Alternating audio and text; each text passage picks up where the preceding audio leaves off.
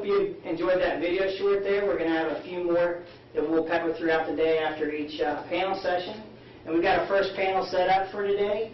We're going to be talking about product strategy, social TV strategy, defining strategy, and how you go about implementing those strategies and some of the complexities around what these guys do day in and day out.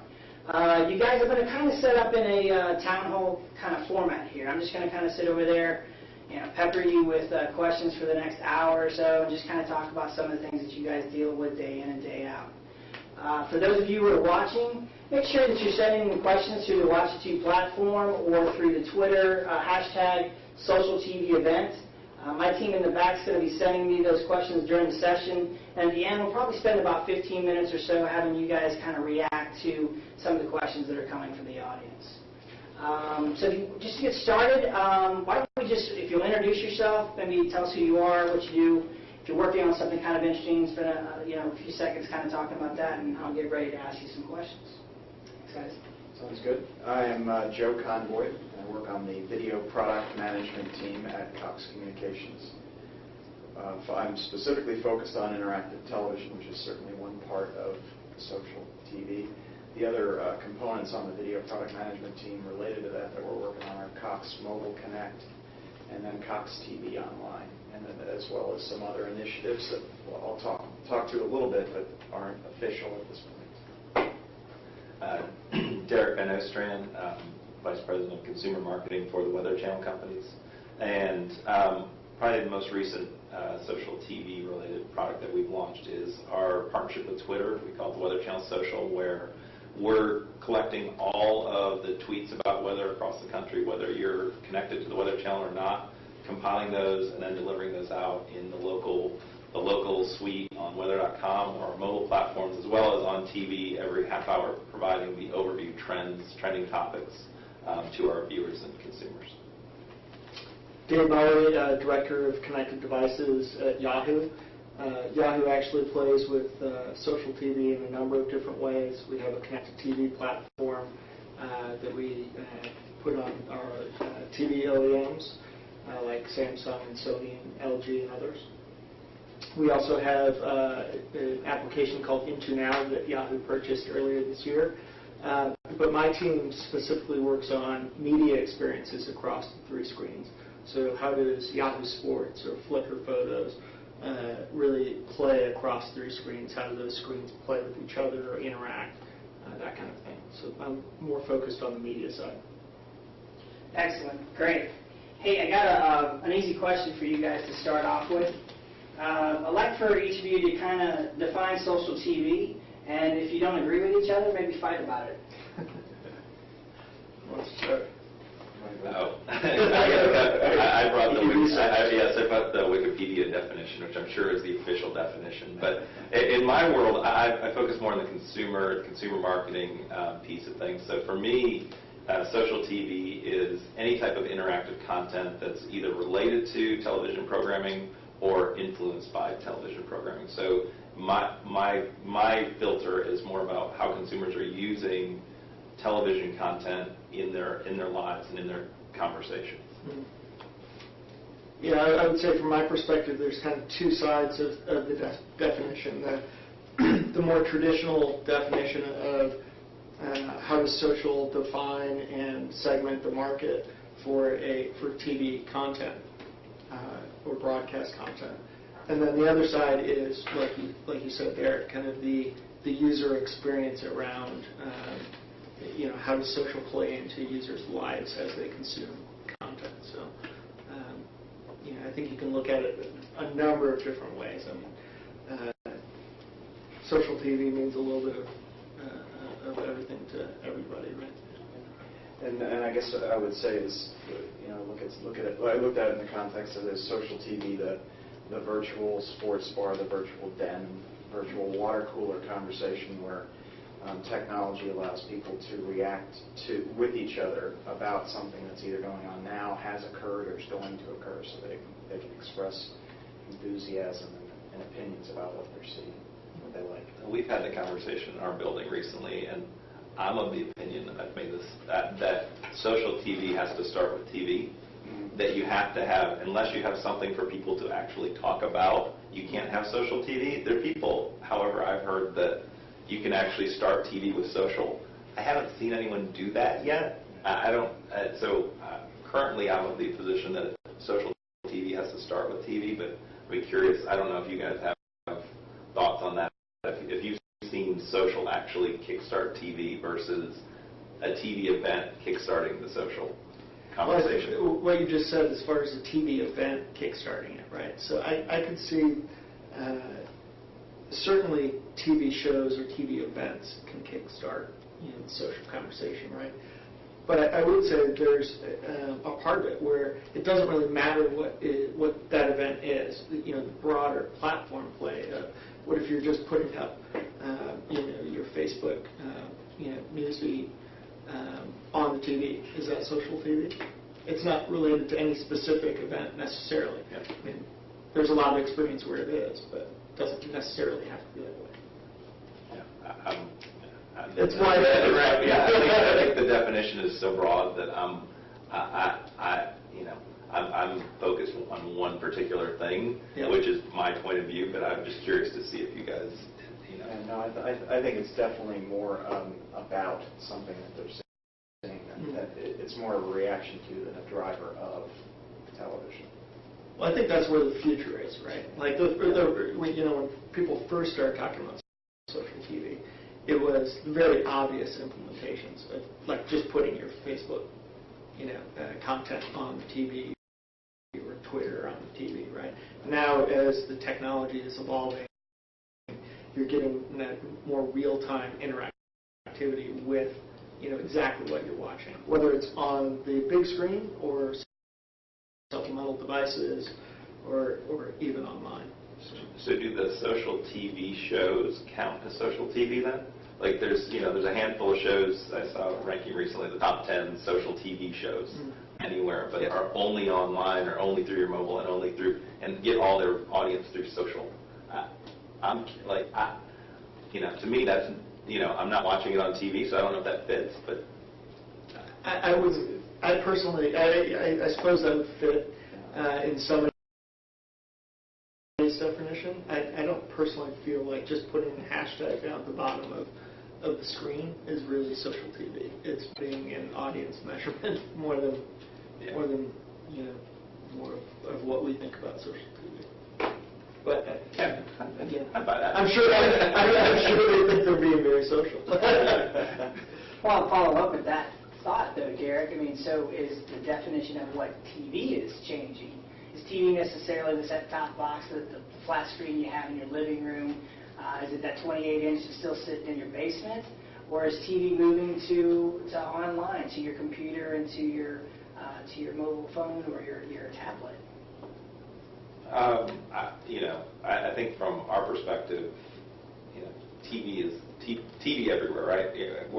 We hear this in the cable industry every 5 minutes or so. TV everywhere. So I think that the standard definition of a TV is going away, but for 97% of the population, it's still the TV mounted on the wall in wherever you congregate with your family. I think that in the next 2 to 5 years, that will change dramatically, and we've already seen it changing. We can watch HBO on our iPad. We can do all the things we want to do in different platforms. But until mainstream America, Midwest, families start watching everything on all their devices as the norm, I think it's still that big TV in the living room is TV. As we were queuing up, we had the conversation of what is the number one screen? What is that? And that was, we were kind of saying it depends. I mean, when it comes to a full-blown entertainment experience, wanting to watch a movie, that's probably that one on the wall. If it comes to researching or wanting to see a clip of something, it's probably that handheld device. And when it comes to total hours of usage for a lot of people, those smaller devices are becoming the number one screen in volume of usage. But then it's still, if it's an entertainment experience, it's probably on the wall.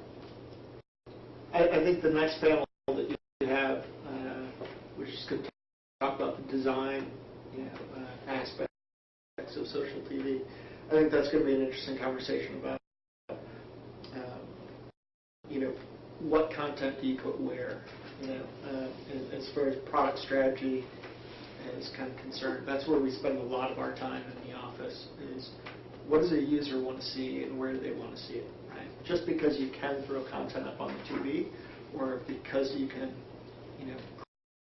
create supplemental content on a tablet or a phone, doesn't mean the user necessarily wants to see it in that place and in which context. So from a product perspective, that's where we spend a lot of our time thinking. And particularly, what content does the user really want to see in line with their broadcast experience? So I hope somebody caught some of those sound bites, because maybe we'll challenge Wikipedia's definition of social TV. You guys, I was at a conference earlier this year, it was a social TV conference, and I was listening to some of the conversations, some of the questions that were being thrown out there, and some of the presentations of products that aren't quite on the market yet. And I got to tell you, I got a dot bomb feel in my gut. Maybe I'm dating myself, but I really felt like we were back in the late 90s, early 2000s.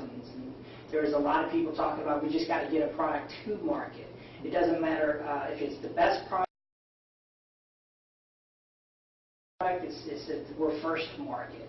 So I didn't see a whole lot of conversation around strategies. So the question I kind of want to throw out to you guys is, when you think about your strategy, why are you doing this? I mean, why are you guys, why are your companies in this industry right now? Derek mentioned the TV everywhere, and I think that's an obvious reason for that.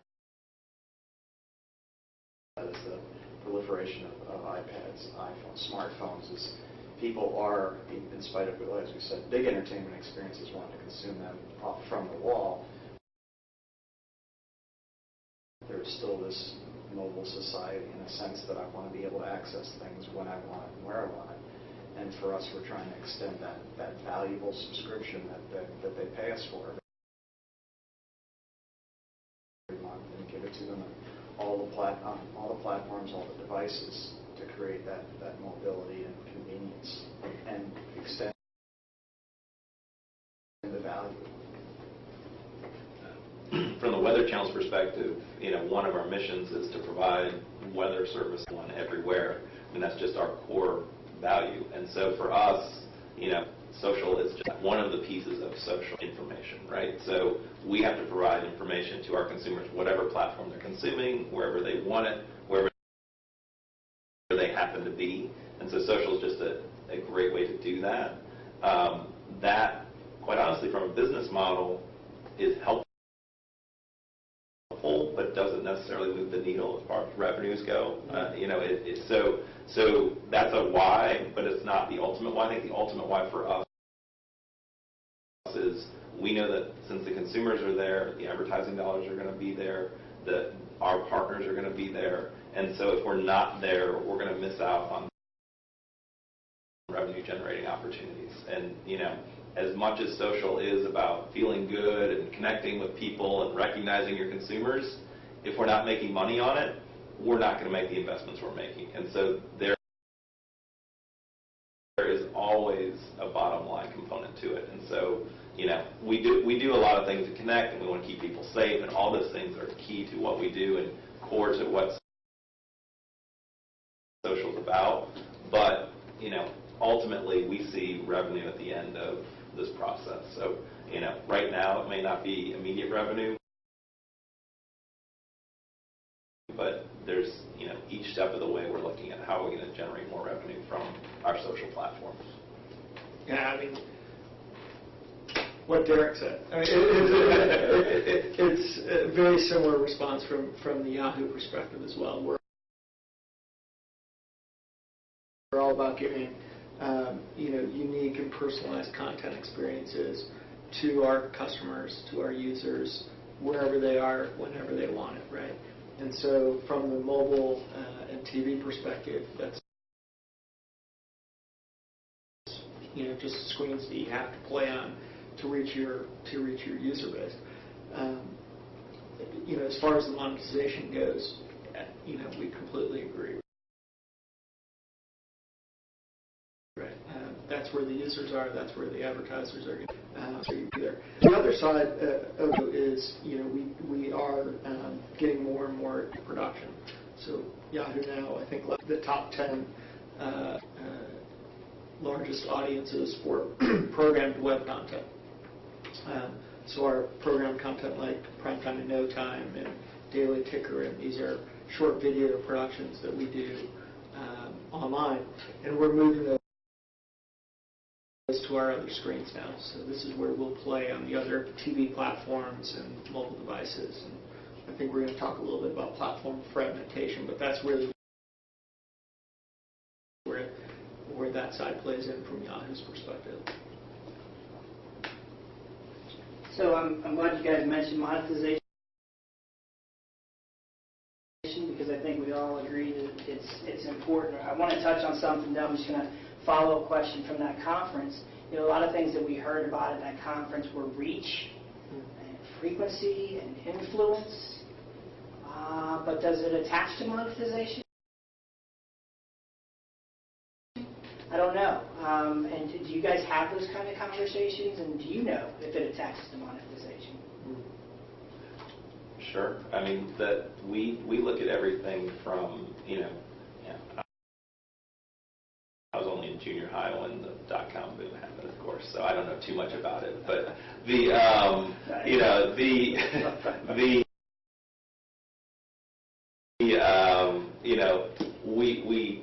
at weather.com have gone through every cycle, right? So we're now in the social cycle. Social cycle, it's make those mistakes. We don't want to just do things just to do them. We want to be consumers. We want to provide safety and security to our consumers, and we want to figure out how it works in our overall business model. And so for us, when we launched this project in August, kudos to our partner at Citi taking a flyer. They took a risk and they sponsored something that had never been done before, and they did it, because social is new, because we were putting a lot of effort behind it. We made it prominent on all screens, and we were able to monetize this partnership that realistically we're out on the limb on. And so, there are partners out there who want to be part of this type of thing. And so we found a revenue stream there. We find, that we don't put a value on a Facebook,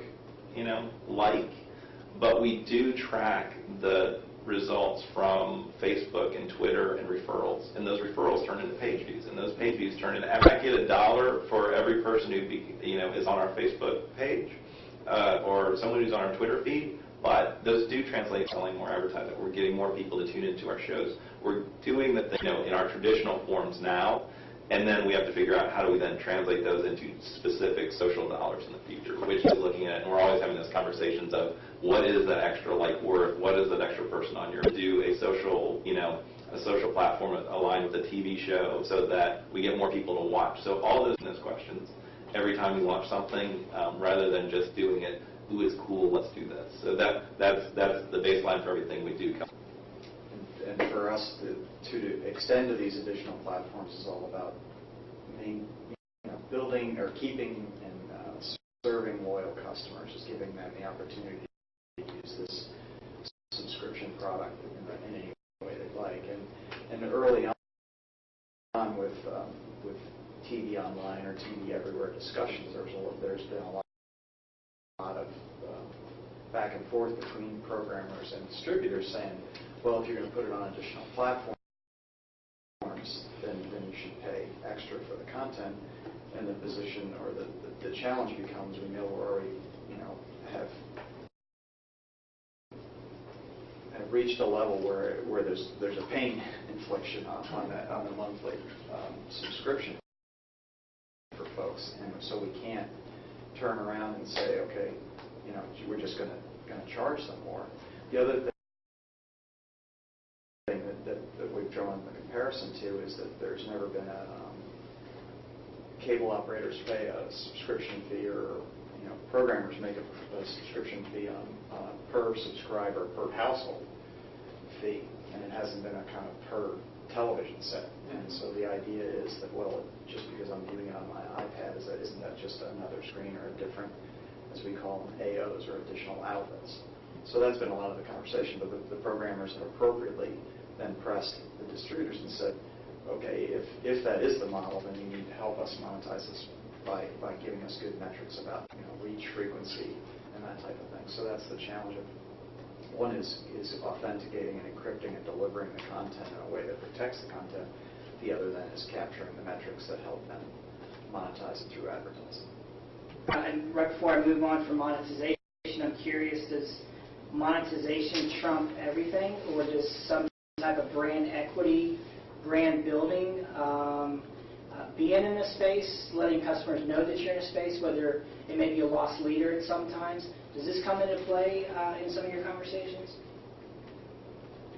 Sure. Sure, that discussion comes up all the time.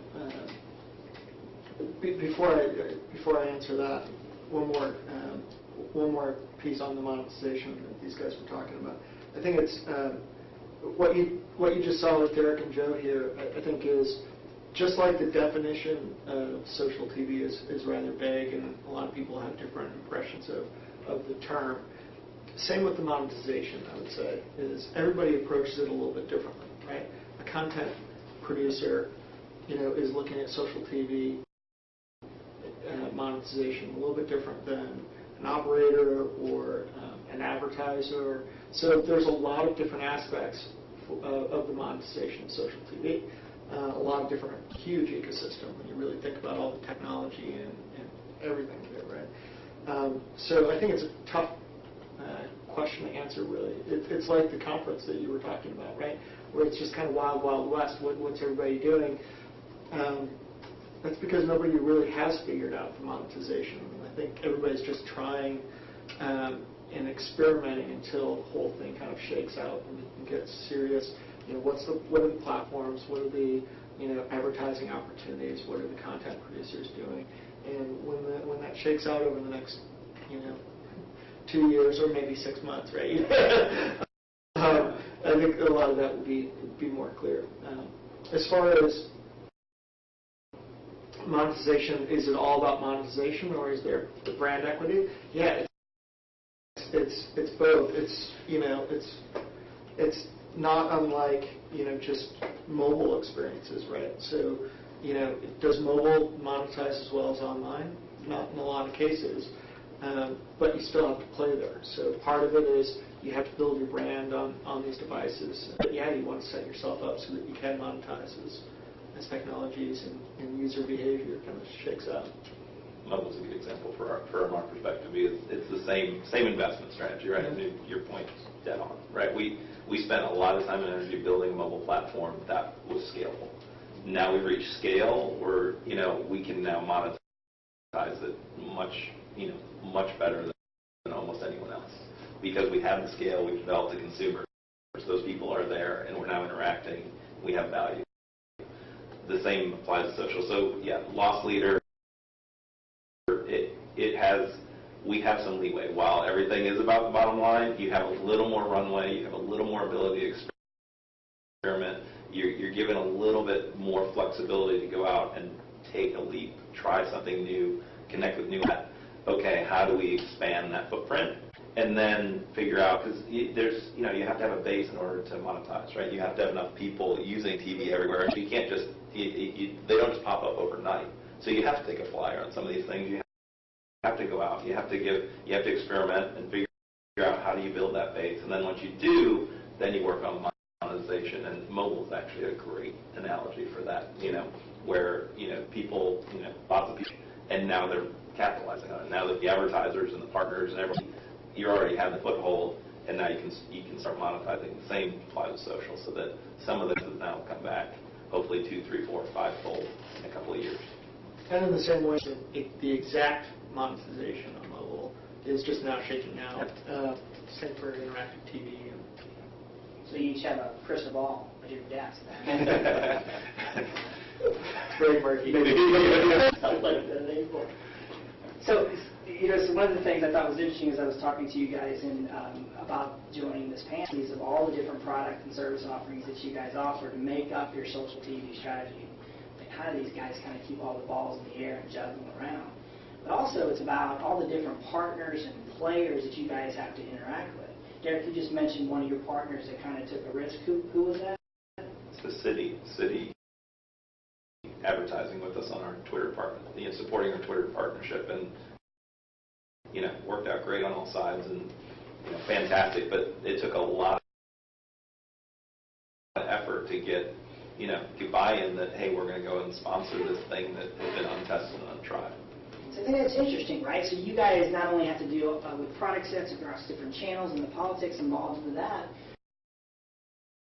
but also different partners and different advertisers. Can you talk a little bit about how that works in your day-to-day kind of work life? Everybody take a deep sigh. Yeah. I'll start, sure.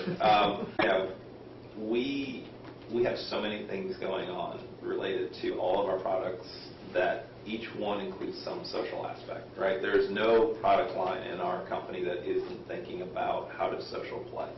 From our TV everywhere, authentication, what do we do with our distributors, to our new mobile apps and, our iPad launches, anything launched last night, our new iPad app. How do you interject social into every platform, property, product that we launch? And so, my world is more of the promotion of it and getting more people involved and engaged and interacting, but every single product line. So that means that every person in the company has to think from a technology standpoint, can we build it ourselves? Do we need technology partners? We have to think about how are we going to monetize it? So how do we get an advertising partner? What agencies do we work with? Do we need to build new apps on our social platform? So do we need technology partners to do that? So it is a constant piece of everything we do, and it is really complicated because there's multiple ownership. There's no clear defined right now, hey, you're the social person, go do social stuff, because it can't work that way, because it's part of everything. And if it's not part of everything, it's pretty much doomed to failure, because one place cannot do social. It has to be part of everything that's being done, and so that makes it overly challenging, quite honestly. And so we're working through that right now with, what's the appropriate structure, who are the appropriate people, do you need dedicated social people, or do you need social people who are just a product manager for this line item who happens to focus on social? So, or in design, same thing, right? Do you have a social designer, or do you just have your design team all get fully immersed in social? Which, personally, I believe that's the appropriate approach, and our design team is one of the teams that's done that. They're all designed for social. So it's very complicated. That's not a great answer. It's not helping anyone, I don't think, out there. But it's just laying out the where we stand and where we sit in that conversation every day.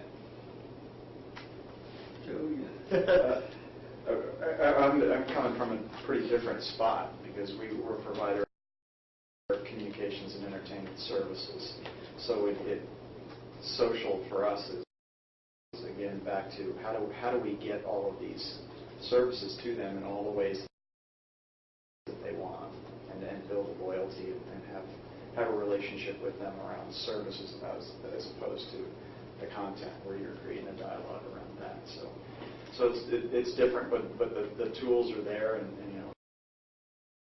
it's something that we want to make sure that we have an open discussion and dialogue with our customers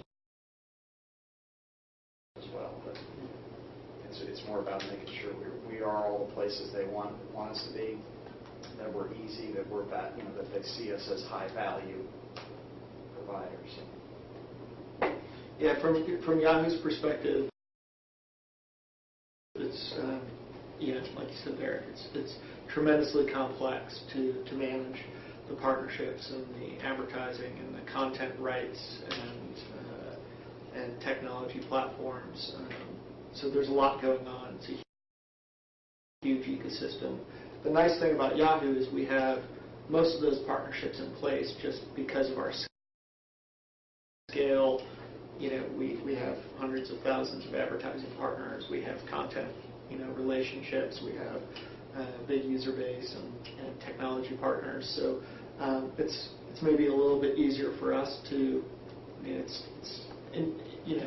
There's complexities to manage all those partnerships, but we have access to all of that stuff, and so we find our way through it. But it is difficult, no doubt. Is that when you look at different partners? Let's just take advertising firms for example.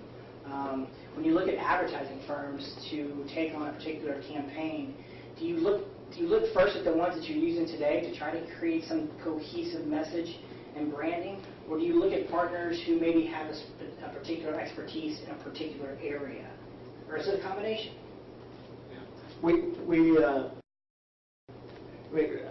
I try to always look for partnerships that we already have, and in particular big partnerships like we have with AT&T, for instance.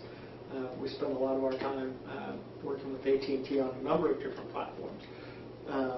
And AT&T is a great partner of ours because they play in so many different areas. So they're an operating partner of ours. They're a content partner of ours with their Yellow Pages product. And we share a lot of users as well. So I always look for what partners can I use that kind of cut across all the needs, to develop and deploy kind of a good user experience like that. No offense to the comments.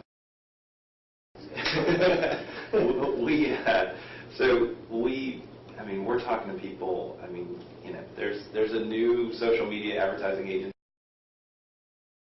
born every 5 minutes, I'm pretty sure. And some of them are great. Some of them are jumping on the bandwagon, and that's perfectly fine. More power to them. We've worked with both our traditional agency on some social things to launch TV shows. We've worked specifically with social-specific companies to do social promotions. We've worked with Nielsen to do a single app. So it really depends on what the product we're working on is and what we're trying to achieve, depending on who we work with. And then on the flip side, our partnerships with our advertisers are almost always involve an agency, or a lot of times they're driven by the agency. So the city's agency, Razorfish, did a lot of the heavy lifting, and that's for us a huge partnership as well, because we have to have agency buy-in, and a lot of these big agencies now have their social divisions that are becoming as powerful as their mobile division or their whatever other division, and those people are doing amazing work. And so it really depends on what the project is, who the client is, what we're looking to achieve, and it's just at this point I think someone used Wild Wild West earlier. It's Wild Wild West in who do you work with, and it really depends on, for us, a project by project basis. There's a huge cable initiative that partnership, strategic relationship in a company called Canoe that's working to create interactivity across all cable subscribers. And so what that's doing is creating a platform to allow for interactivity and allow advertisers to then get leads, requests for information. Consumers are able to very simply just say, sure, I'd love to test drive that. Do you want somebody to call you? Do you want a brochure? Simple polling and voting to get people to engage with the advertisers and strengthen the relationship. So that's interesting, Joe. Does that lead us into a conversation around fragmentation? Is that platform trying to get away from the issue of fragmentation in this industry? don't think so. I think what it's trying to do is take advantage of the base that we have currently and allow them to interact with stuff through a legacy platform. What exists now. So it's trying to add to that, and then it builds from there. We were talking earlier that there's the additional standard that the cable industry has come up with. It's true two-way. Now that's going to take some number of years to have a significant, as we were talking about, critical mass in number of set-top boxes that can allow for kind of more sophisticated interactivity. But that's taking advantage of what's there. And then there's just a general migration that the industry will take towards IP moving forward. That'll open it up. So. Yeah, I think that broadcast interactivity, which is what we call it at Yahoo, extending advertising beyond the traditional 30-second, video advertising within broadcast, and taking that, either providing more information to users or providing off-screen, second screen kind of advertising. That's going to be a big revenue driver. I know we're going to talk about big bets later on, but certainly that's a big bet, I think, for a lot of people in the industry. Certainly is for Yahoo, and that's an obvious place to take that gigantic piece of TV advertising dollars and try to expand it for the advertisers, try to get a piece of it if you're not, and so I think that's definitely a movement for the industry. So, Joe, you spoke a little bit earlier about making sure you have loyalty with customers, Right. and kind of an experience where they can come back to time and time again. Derek and Dave, you guys have both mentioned in a couple of your answers something about a user experience. Mm-hmm. And the research that we do here, especially the stuff that we've been doing in 2011 around social TV, is we see a very poor user experience, a very non-consistent user experience. And one of my personal beliefs, and argue with me if you think I'm wrong, is that consistency and seamlessness and easy, intuitive type of interactions for consumer adoption is going to be key. It's going to be key in this industry to really get a mass adoption and really leverage the monetization. How the heck do you attack that? How do you attack that user experience portion of it? We attack it by, there's a few different ways, obviously, but, if I put my media hat on for Yahoo's media, large media properties, right, it's providing a really consistent and experience across the screens, but also, like we talked about earlier, putting the content on the screen, the right content on the right screen for a user is important to us. Now, you're right, and it gets kind of back to the fragmentation kind of discussion, which is there is no consistency. Not even for the broadcast interactivity, right? There's going to be 3 or 4 different ways at least for advertisers to do that on different platforms. So it's a big challenge, and you have to approach it again from a lot of different, from an operator perspective, or from an advertiser perspective, or from a user's perspective. The ecosystem is just so immature at this point. I think it's just going to take a while. I think in the near term, the broadcast interactivity, as you described it, with this EBIT platform, is going to have the scale and create because of its simplicity, it's based on templates, so it's going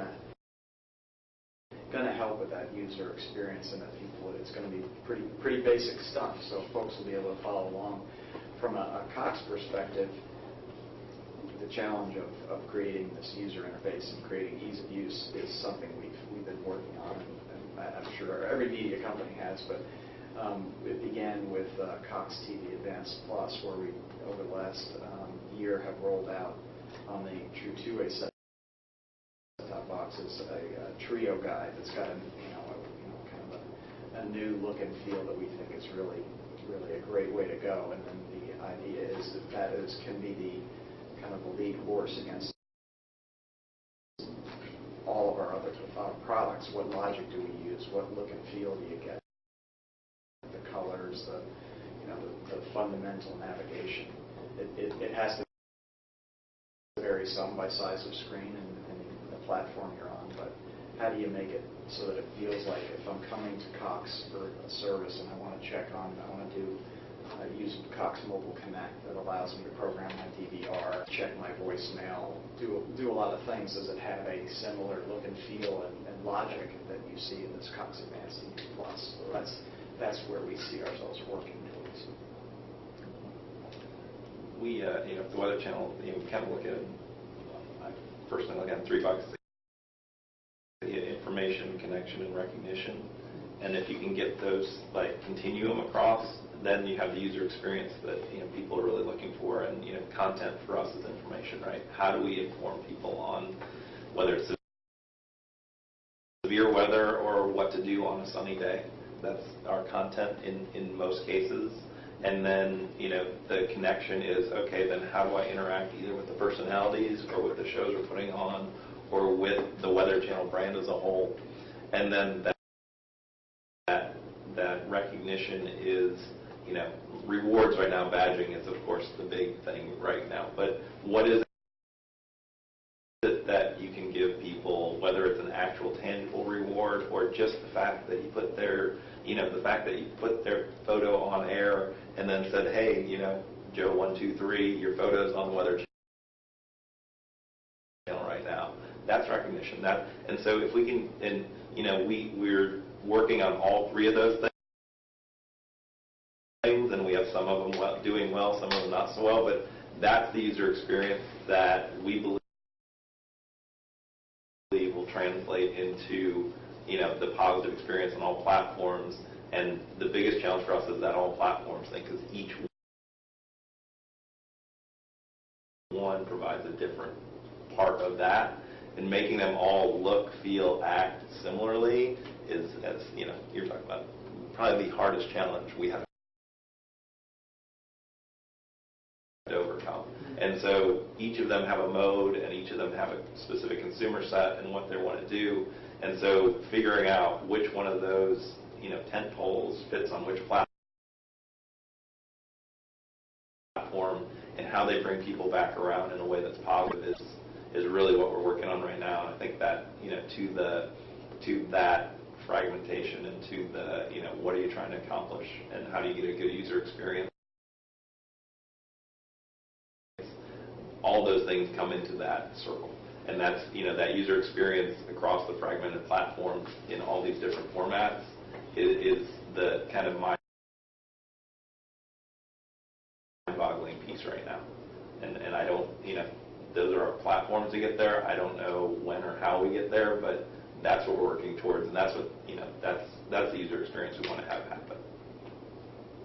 So I just thought of something. I have no idea if this is relevant whatsoever.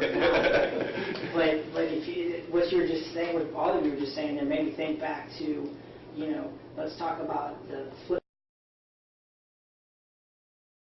phone days of the 90s and early 2000s when everything was different and every interaction was different when you picked up a phone. And then along came iPhone. And iPhone defined, in many respects, what that user experience was going to be like. And then iPad also defined, in many respects, what a second screen experience is going to be like. And is it possible? Is it possible that in social TV we're going to have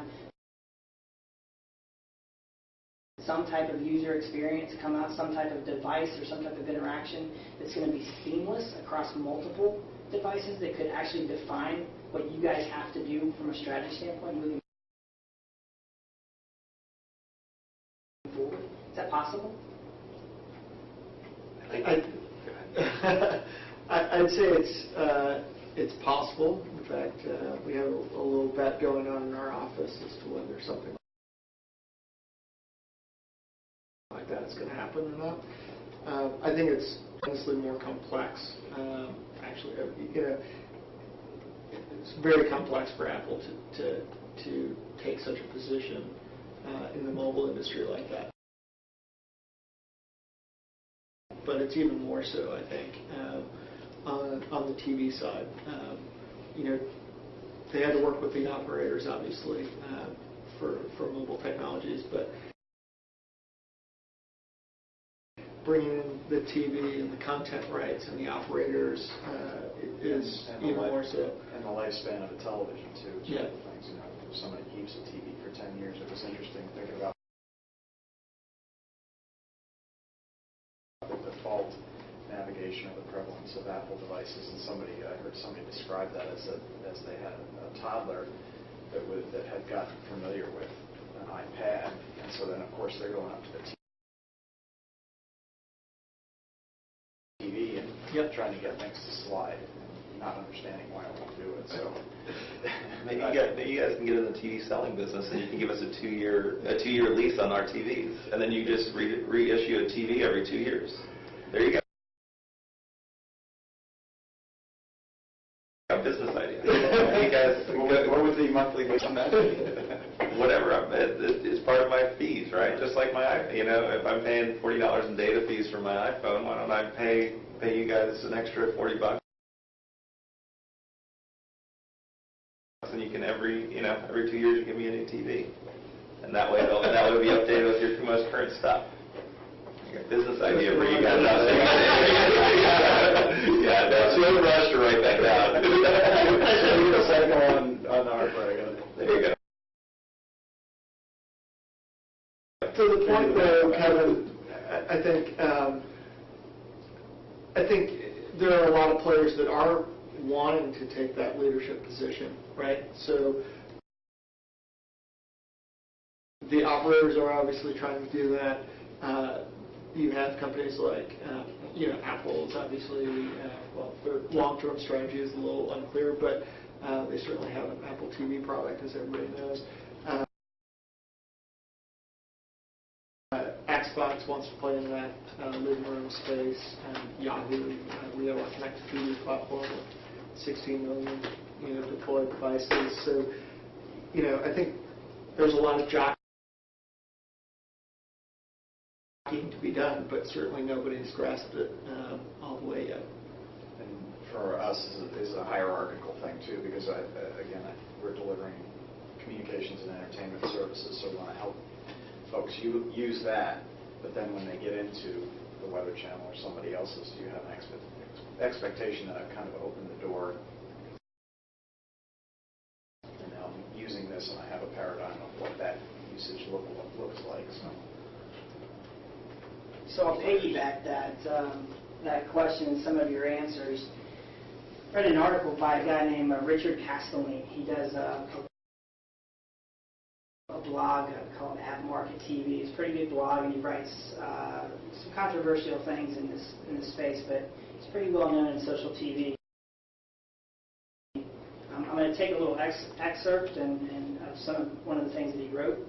This was on Social TV Be Disrupted, and it was further titled something about like democratization of social TV or something like that. But he stated in the article, TV is one of the last bastions of linear one-to-many models in a many-to-many world. Print has been torn, music hammered into another reality, and TV is next. He continues that broadcasters, as they break down their internal silos and work together, have the best chance to win the two-screen race. And why? Because they have access to the scripts, they currently buy the content. But he concludes that it's probably not going to happen because, among other things in the article, that politics will hold back the broadcasters from succeeding. And I think this comes back to our question and your answer there, Dave. Is it a race for one company or one type of or one industry to win here? Or is this thing so big that we could have multiple winners across multiple industries? It's pretty obvious for me, and I might be wrong, but I feel pretty strongly that there's going to be a lot of winners.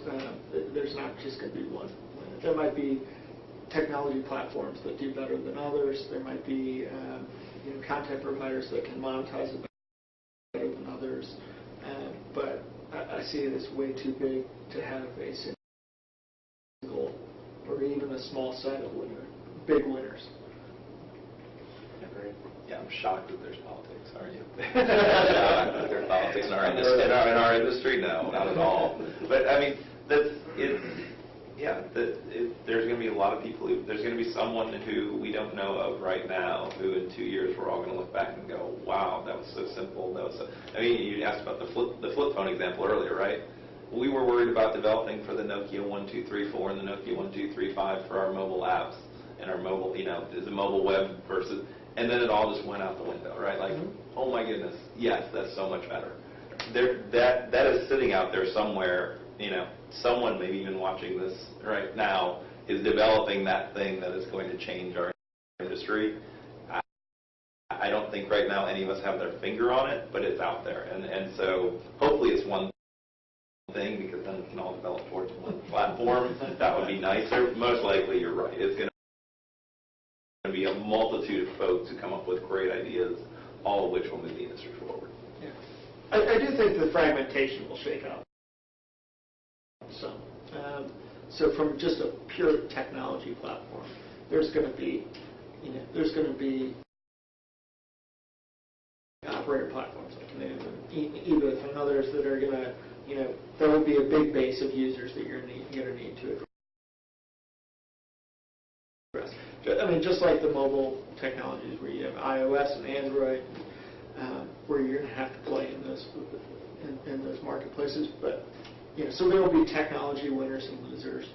I mean, the media industry has seen it before. I mean, cable itself fragmented, right? The broadcasters became all of these startup networks, but then over time there are network groups, so it becomes still gets consolidated. So fragment and kind of the leaders kind of take it in one direction. So I'm sure we'll do it again. And it all started over again.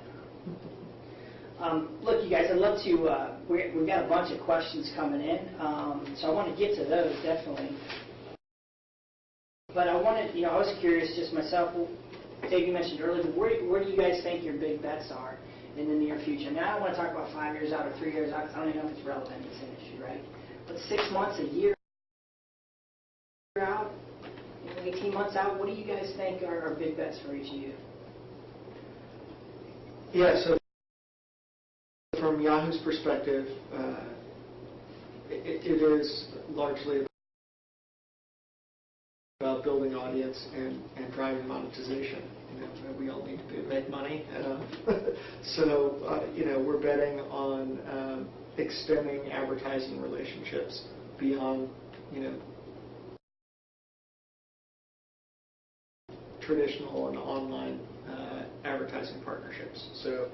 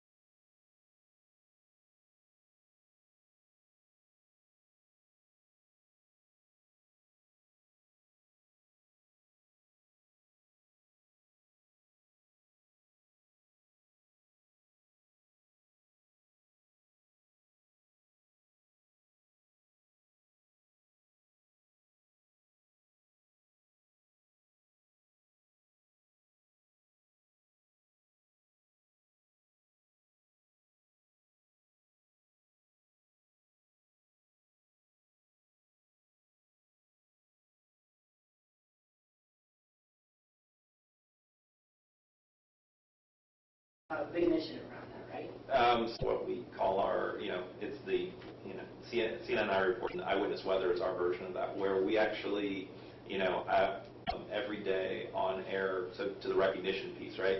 So, and then online you can go on web, on mobile, the future of how news will be gathered, because for any linear station to be everywhere.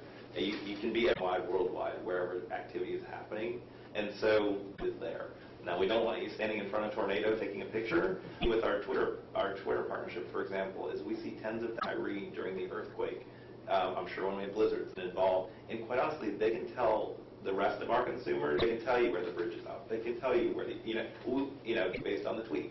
I mean, these are the kind of things that are going to drive coverage, because first to know is a big thing. And so those people on the ground, whether photos, the videos, the tweets, the Facebook posts, much richer than it's ever been before. And we just continue an example of that, where Storify we've been using too. We weren't in Vermont, and Vermont became, who would have thought Vermont was the place that got hit by out there?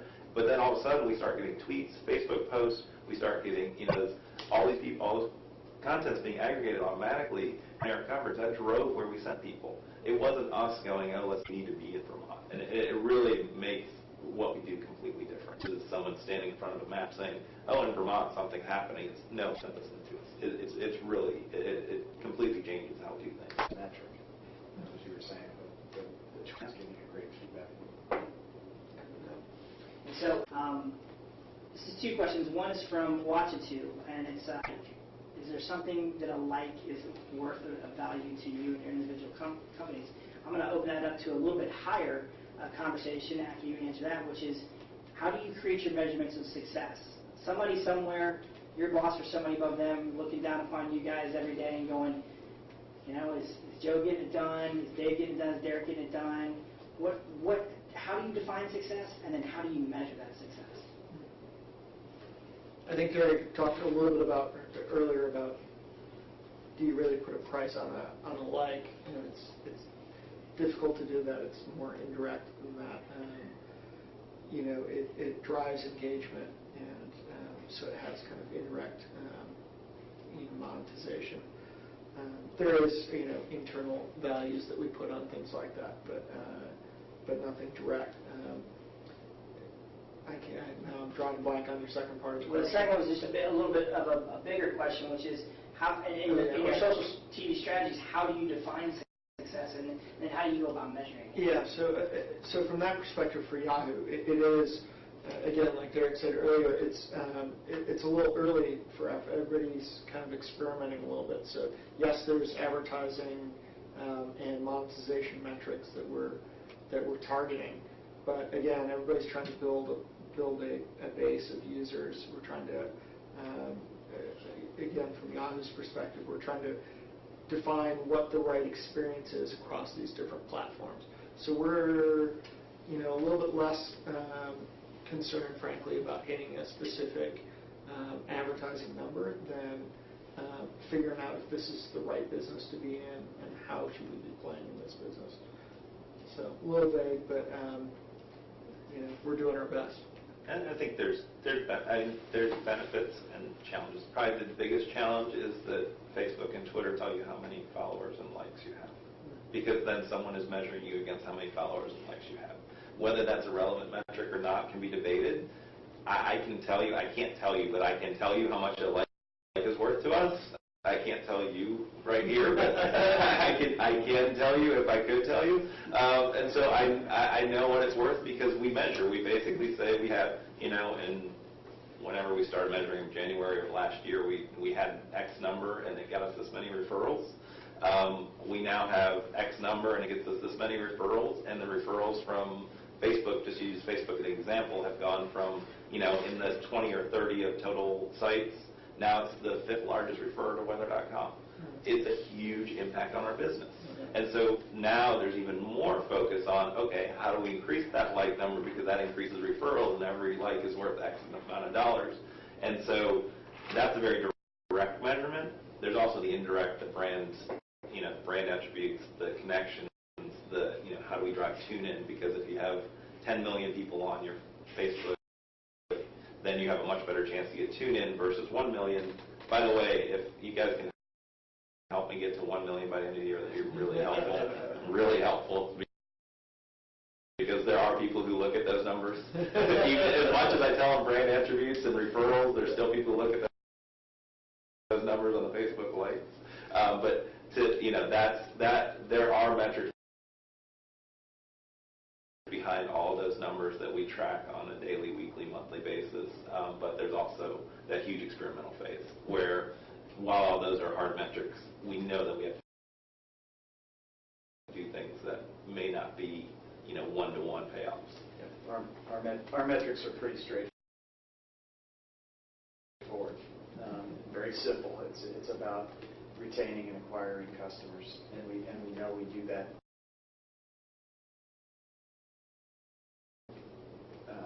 That's driven by how we do with them, and loyalty is also built by engagement. So the idea of social TV, of interactive television, of engaging people, the more that they do with you, the more engaged are, the more kind of depth there is to the relationship. The more difficult it is for them to say, well, no, I'm gone, I'm going with somebody else. So that's where we use all of these tools, but our ultimate metric is how many customers do we have and how happy are they. We do well with J.D. Power as far as quality of service. How else can we engage them? How do we keep them? When you do a lot of customer service stuff, right? I mean, that's a big part of social for you, right? Is making sure that you're connecting and communicating with consumers in that way. It's a part of our Mobile Connect product. Yeah. We're able to frequently ask questions that tie into this. Does JD break that down for you as far as how social is increasing your customer satisfaction? I don't know if they've done that. If that's part of the component. I'm not sure. It'd be I would think, a very difficult thing to measure. Yeah, if anybody from J.D. Powers is watching, here's a free idea for you. Joe, you answered another question about the subscriber base, so I'm gonna skip that one.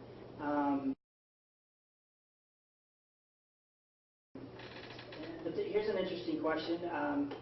What do you think of the strategy that some companies have taken in avoiding social altogether?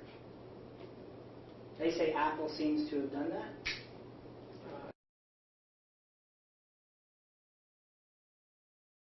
Seems to be working fine for them.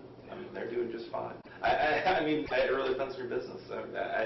I'm sure there's companies out there who can make that argument. We're not even close to one of those. I mean, we couldn't, you couldn't with a straight face say that you're not going to be social in our industry and survive. I mean, it just depends on what you do. I'm sure there are people out there who can make that argument, but I haven't met any of them in the last year and a half. Yeah, I would actually maybe disagree with that Apple isn't doing social. They may not have a social platform themselves, but iOS 5 integrating with Twitter, and they definitely see that drives a lot of engagement, and so not specifically on the social platform, but Yahoo isn't directly developing a social platform per se. We aggregate social. We get user-generated content onto our network, but so obviously we play in social just like everybody else. You have to. It seems you're engaged in different ways. You, it's really close to the content you do, but as a service provider, it's that may be where people say Apple's not doing anything with it because they're not creating a kind of a relationship like a content provider would. So. Content providers absolutely have to. And honestly, if you don't do social, your customers will do social for you. Right. Right? I mean, that's just going to happen because they're going to be talking about you. They're going to be out there interacting either with your brand or someone else's brand, and you're going to get, if you're not there, you're just going to get laughed by somebody else. I like that. Interesting question. I'm having to prioritize questions here, guys. You guys are pretty popular out there, apparently. We're down to about maybe 10 minutes left, so not to rush you on your answers, but I'm just telling those that are listening, I'm trying to prioritize some of the questions I have here, but this is one that's going to dovetail nicely into the third panel today, so I'm curious what your answer to this is, which is, can you quantify the social TV strategies that you guys come up with? Can you quantify that into ratings? That's probably better. Yeah, it's me, huh? Right now, the Magic 8 Ball says not so clear. But we are actively working on how does our social strategy impact ratings in both our live programming and our long-form primetime shows. And it is something that we discuss a lot, and we have not cracked that yet, but we know we have to. And so I would say that we're going to use social to promote everything we have and try and get drive ratings. We're going to use social to evaluate what worked and what didn't in all of our on-air programming to see the ratings we see. We haven't cracked that code yet, but we know it's on the top of the list. Within interactive TV and EBIF, I know Canoe had made an announcement about retention, and that's kind of showed an increase of kind of when you had an EBIF enabled or an interactive spot, what percentage increase you had in terms of viewing or engagement with that spot, with that brand, and there was a lift in all the categories. So it says engagement helps. So and they're using that metric, and that'll be leveraged with the advertisers. And both Twitter and Facebook have studies saying that, they're obviously geared towards people who want to advertise with Twitter and Facebook, but both of them have studies saying that they have shown lift in ratings because of heightened interactivity with Twitter and Facebook platforms. And so I don't doubt that they drive ratings. It's just a matter of making it right for your platform and what you're trying to achieve. Makes sense. This is a quick one, Derek, for you. Yeah. It's from Desiree Scales. She's one of our Twitter MCs. And she was just curious, are we thinking, you mentioned social designers earlier? Yes. Are we considering social designers as community managers? Or is there a different definition for what Okay. So in the context I was speaking of was the social design, as in designers who design graphics and interfaces, and how does this social platform play on all of our platforms, right? How does it seamlessly go from TV to web to mobile? But social design, as far as how do we build our communities, is absolutely something we're working on, and that falls more to a product level in our organization, where the product teams figure out, how do we build a community, how do we bring them in, and how do we design that community to work across all the different products and platforms we play with. So a little bit different, but both applicable. I'm going to combine two questions as our last here, because I think these are both maybe can be answered in one, two breaths. If there's something you could know today, you could find out in any way, shape, or form, what would it be? Maybe it's a genie in the bottle kind of question, and then combine that with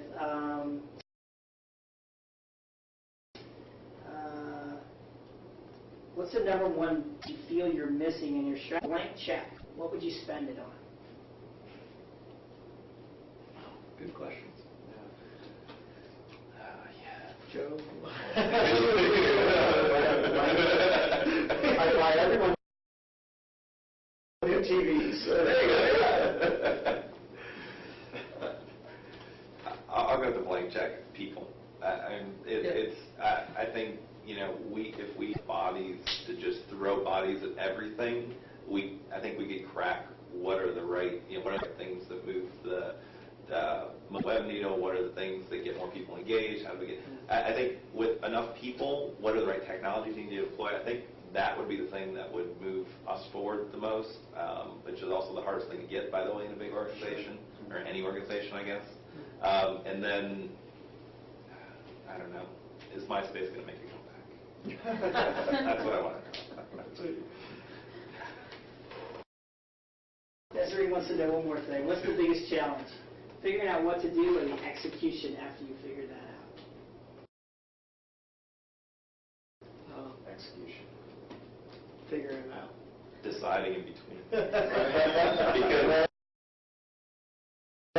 right, because there's too many figuring out what to do. That to me, the deciding which one to do, because then at least you have something to, because we're trying to do everything and it's hard. Well, I think we've done all right in picking out. It's like I'd like the people and the dollars to do it faster and get it there in front of all of our consumers yesterday. I think that's the difference, though, between our side, so to speak, and the operator side, right? Is our technologies, we can execute pretty well, right? But picking those bets and making the decisions, that's tough. Maybe it's just for me, but it's tough. I'm with you, because there's so many options out there, and right. you can't do them all. You can't do them all well. Right. So executing on the operator side is probably much more difficult than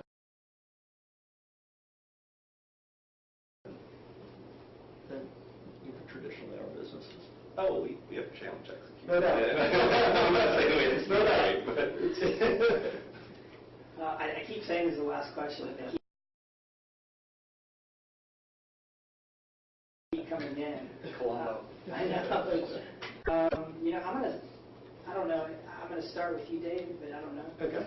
And this might actually be a question for the next panel. Maybe I'll ask it there too. But is there a platform or technology that startup social TV apps can use so that the app stays in sync with the TV? I know we're going to talk about synchronization in the next panel. I'm just curious because you guys talk to so many different partners and so many different players. Have you seen something out there that you think startups could possibly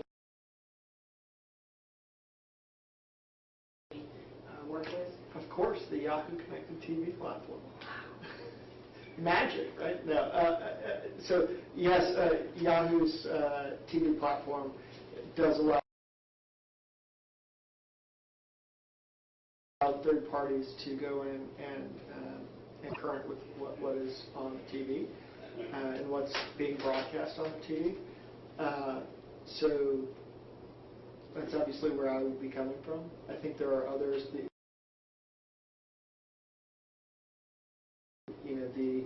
the technology is getting easier to identify what the user is watching. So I guess the question really depends on, are you talking on the TV itself, on that screen, or on other devices? On other devices, there are definitely technologies that you can use from either Yahoo or Nielsen or others that can provide access to what the user is watching. The operators themselves are now coming out with APIs to directly interface with the set-top box and tell you what the user is watching. So I think it kind of depends on where you want the content to live, but Yahoo Connected TV is definitely an option for you. Shameless plug. Sorry. And you mentioned Nielsen. We use Nielsen Media Sync to cue things from shows. I don't know if that's exactly where the question was going, but it's an interesting way to have interactivity between the show and your iPad device. Watermarking.